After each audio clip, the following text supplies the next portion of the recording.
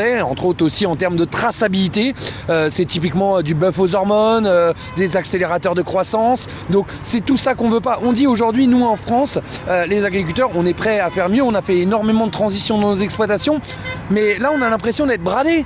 On est bradés contre tout un tas d'autres produits qui mettent à mal. Et ces produits-là, ils vont se retrouver dans les assiettes de nos enfants demain, et ils correspondent en rien. Sachant qu'il n'y a pas forcément de traçabilité et autres. Donc ça pose quand même un vrai souci aujourd'hui de confiance. Le gouvernement nous demande d'engager des transitions, de respecter un certain nombre de charges, de normes. Et là, on va traiter avec des produits on n'est pas à armes égales. On n'est pas à armes égales. Donc aujourd'hui, le symbole, c'est de dire stop. Non, on ne veut pas de ce traité de libre-échange, premièrement. Deuxièmement, c'est le démarrage. C'est le redémarrage des actions. Aujourd'hui, on a été énormément mobilisé cet hiver sur un certain nombre de contraintes administratives, de charges, de normes. On n'a pas été au bout, il y a eu le changement de gouvernement. C'est le démarrage de tout un tas d'actions qui vont se mettre en route tous les 10 jours pour justement maintenir la pression sur ce gouvernement-là. Ce traité du Mercosur, on a l'impression que c'est un peu la goutte d'eau qui a fait redéborder la colère qui n'a jamais cessé d'être présente. La colère, elle a jamais cessé d'être présente. Bien sûr que c'est la goutte d'eau. Alors pour nous, en tant qu'agriculteurs, c'était pas forcément la date idéale parce que beaucoup de travaux sont encore dans les champs, ce qui explique que beaucoup de nos collègues sont encore au travail cette nuit avant le retour des pluies. Mais oui, c'est la goutte d'eau qui fait déborder le vase. Comment ce traité, il est en discussion depuis des années et des années, et là, il revient à ce point-là, alors que l'ambiance dans les campagnes est tendue, alors que les agriculteurs sortent d'une année la pire depuis des années, et là, on a l'impression potentiellement d'avoir un couteau dans le dos. Donc on attend quand même de voir les discussions qui vont avoir lieu, on attend de voir, mais il y a forcément, à un moment donné, ça va se durcir encore plus. Ça va se durcir là dès demain, des actions partout en France, c'est ça ? Partout en France, dès demain, il y aura bien sûr des actions. On était un peu en amont, un peu en aveille. Vous voyez bien qu'on essaye de faire en sorte de ne pas trop embêter les Parisiens qui rentrent sur Paris. On a laissé des voies de circulation justement pour faire en sorte de montrer notre mécontentement, mais voilà, de cohabiter. On essaye de faire attention à ça. C'est pas toujours facile, mais en tout cas, c'est aussi notre objectif de pas trop. Et puis, ce qui est assez extraordinaire, vous l'entendez certainement depuis tout à l'heure, les gens qui passent, qui klaxonnent, qui nous saluent, qui nous encouragent à maintenir la pression. Ça, c'est hyper important. C'est voilà, bravo, les klaxons. C'est aussi important pour nous de sentir qu'on a la population à nos côtés et que cet encouragement, il doit aussi se transformer en acte d'achat, de faire attention que quand on va faire nos courses, on est sensibilisé à manger des produits français.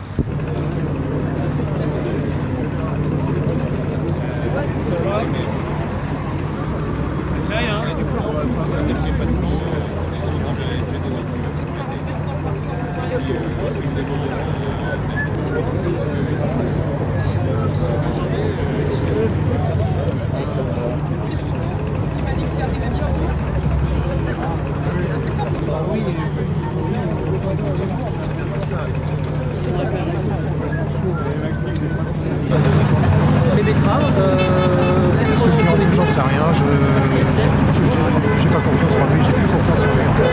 On s'écoute pas et...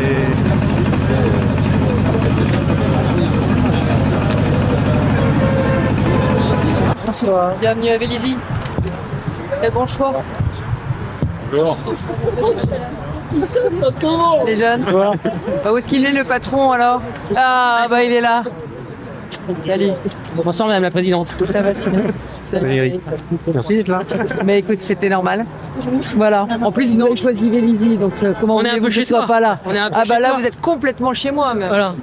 Bon, il y a va plus beaucoup de champs depuis un certain temps, mais Ça, c'est sûr. Vélizy, mais Tu as connu des champs il ici ? y a un bel aéroport. Ouais. Bah sur les images, Vélizy d'autrefois, tout ça. Bon, on est là parce que tu sais, les choses n'ont pas beaucoup avancé et changé depuis 8 mois.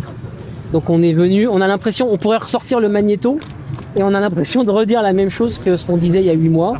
Tellement ce gouvernement n'arrive pas à envoyer, à gérer les choses. Enfin, en fait, on n'est pas au rythme déjà, et puis en fait, on repart de zéro. C'est-à-dire qu'en fait, la PLOA est restée comme elle l'était au moment de la dissolution. Les sujets sur les états généraux, une nouvelle loi sur les Egalim, c'est resté aussi. Voilà, tous les sujets de simplification sont restés en jachère. Donc en fait, on a vraiment l'impression de revivre la même histoire qu'il y a 10 mois. Donc on entre dans un mouvement à l'appel de la FNSEA et des jeunes agriculteurs pour justement redire ce qu'on a toujours dit, notamment, alors on se trouve sous les pistes de Villacoublay, parce qu'on envoie un message à Emmanuel Macron, je sais pas si tu arriveras à lire, mais en fait, si tu vas à Rio, n'oublie pas tes pecnos. C'était un peu ça notre slogan, enfin en tout cas ce que se retrouvaient les jeunes.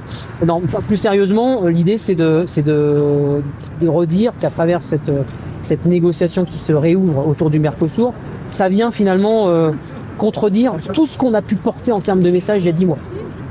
Le fait même de se réintéresser au sujet des accords de libre-échange, c'est la question des normes, c'est la question de l'importation de produits qui ne respectent pas les standards que nous, on nous impose à la production. En fait, c'est un peu vécu par le monde agricole comme une forme de provocation. Oui, et puis entre-temps, il y a eu quand même l'été. Qui a été catastrophique. La moisson très difficile. Pour la moisson. Et puis là, on n'est pas pour très les éleveurs nombreux. Qui sont quand même mais en difficulté. Voilà, tu as une cinquantaine de tracteurs, environ 200 agriculteurs quand même là ce soir, avec beaucoup d'entre nous qui sommes encore dans le travail. Puisqu'en fait, on a eu une période climatique très difficile, très humide, où en fait tout le monde sort éreinté de cette période de travail. Et donc en fait, bon voilà, l'idée c'était de reprendre pied pour redire surtout à Emmanuel Macron qui s'est envolé, qu'en fait il fallait absolument mettre fin à ces négociations et que, en tout cas nous, de notre point de vue, de nos intérêts agricoles, on ne voulait pas entendre parler de ces accords. Non, mais surtout ce que le gouvernement doit entendre, c'est que les promesses en politique, il faut les tenir. Et les promesses, elles ont été faites en 2022, je suis bien placée pour le savoir. Oui. Les promesses ont été faites en 2022, elles ont été réitérées quand vous avez manifesté en 2023, parce qu'il ne s'était rien passé. Et là maintenant, alors le Premier ministre, à mon avis, est convaincu, puisque je crois qu'il est allé porter à Bruxelles la parole de la France contre le Mercosur. Mais à un moment donné, il faut monter le son. Je veux dire, maintenant, la France doit mettre tout son poids dans la balance. Et là, on est ce qu'on disait tout à l'heure, c'est que on a laissé passer l'été, on a laissé passer la reprise des travaux là, encore beaucoup sont dans les travaux, mais c'est aussi là le moment pour nous de remettre le couvert. C'est-à-dire que oui, il y a eu un changement de gouvernement, la mise en place, ils ont rentré dans les dossiers. Maintenant, nous, on veut aller au bout des dossiers. Donc, il y a le Mercosur qui est vraiment le point de lancement, mais c'est derrière toute la simplification, les charges, les normes, nos moyens de production. Aujourd'hui, la première revendication des paysans d'Île-de-France, c'est les moyens de production. Jouons à armes égales avec l'ensemble des pays étrangers. On a le sujet de l'Ukraine aussi à traiter en ce moment avec toutes les importations en Europe, où on veut être capable de donner à manger et nourrir nos concitoyens avec des produits français, des produits de qualité, des produits qui sont tracés. On ne le dit pas assez, mais en France, aujourd'hui, on a quand même une traçabilité exemplaire où à chaque parcelle, sur chaque vache, sur chaque animal, on sait exactement comment ça a été, comment on est intervenu, avec quoi.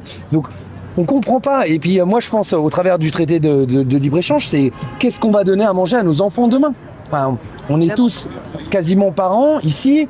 Qu'est-ce qu'on va leur donner? Quelle image on donne d'un gouvernement qui dit à ces paysans, vous n'avez pas le droit d'utiliser tel produit, vous devez faire ça comme ça. Et en même temps, on va brader notre agriculture contre des armes ou toute autre chose. C'est insupportable. Donc on est au démarrage. Au redémarrage, c'est l'acte 2 qui se lance aujourd'hui. On est en train de réfléchir avec Damien, avec les JA, sur une série d'actions qui pourraient avoir lieu toutes les semaines, tous les 10 jours, là, jusqu'à Noël, pour maintenir la pression. Et à chaque fois, on aura un sujet bien déterminé. Certainement que le prochain sera autour de l'entrave à l'agriculture, en lien avec la FNSEA et les jeunes agriculteurs au niveau national. Des actions en département, au niveau local, et certainement que si on n'est pas entendu, il faudra certainement remontrer un peu les muscles avec tous nos collègues de France, entre autres aussi l'Occitanie qui est très touchée et par le climat et par des pertes de moyens de production. C'est le nouveau sujet. En Ile-de-France, on a eu la chance d'avoir des gens, on a encore la chance des gens qui viennent monter leur industrie. La noisette, nouvelle filière qui vient s'implanter en Ile-de-France. Et là, à ce moment-là où les agriculteurs ont investi entre 50 et 100 000 euros de l'hectare pour planter des noisetiers qui ne sont pas encore en production, direct, on a un certain nombre de molécules qui viennent de tomber. Et donc les gars n'ont pas produit une seule noisette et ça se trouve, ils n'en produiront pas. Donc on dit stop. Stop à tout ça. On a besoin d'avoir du pragmatisme, du terrain, des choses qui nous conviennent pour notre avenir, pour nos enfants, pour l'agriculture et notre alimentation. À ce titre-là, quand même des points positifs, il faut en trouver. C'est l'accompagnement de la région Île-de-France.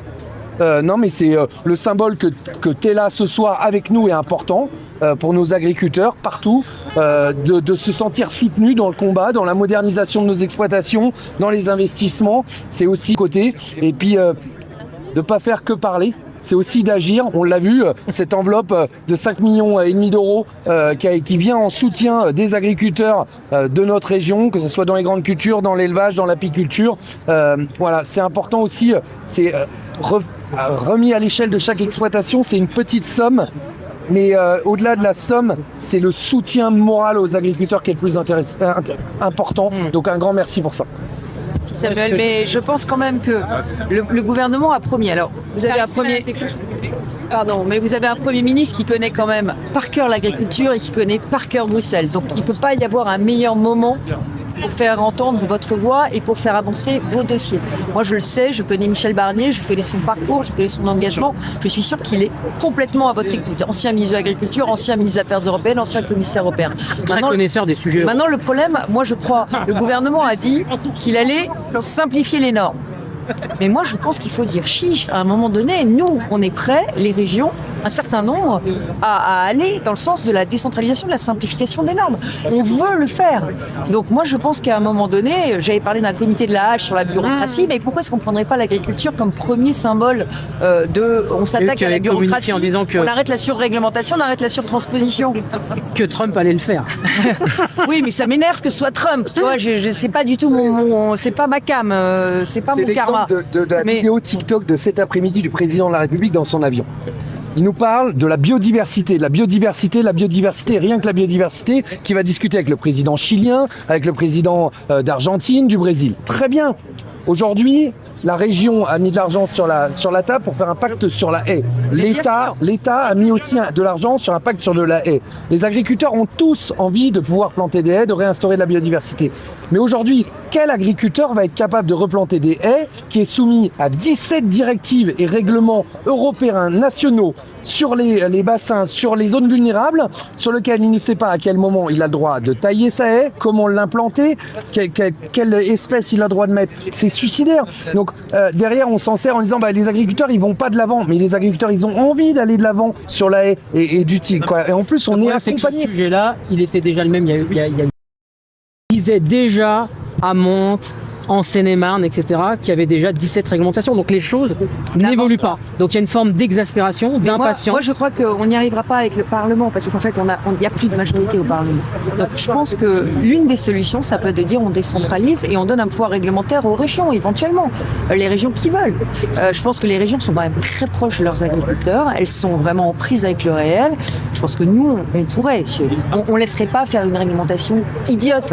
L'autre jour, j'étais en Bretagne et les Bretons me disaient que les tomates sous serre, elles peuvent être commercialisées en mars quand elles sont espagnoles et pas avant mai quand elles sont françaises. Enfin, des réglementations qui sont absurdes. Et il n'y a pas un président de région qui laisserait faire ça. Donc je pense que comme on n'a plus de majorité au Parlement, la grande loi, ça va être compliqué de la faire passer. En tout cas, il y aura des choses dans la loi.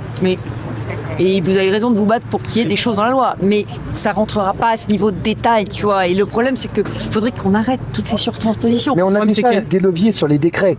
Aujourd'hui, on sait que la loi, ça va être compliqué. On sait que la majorité au Parlement, elle n'est pas là.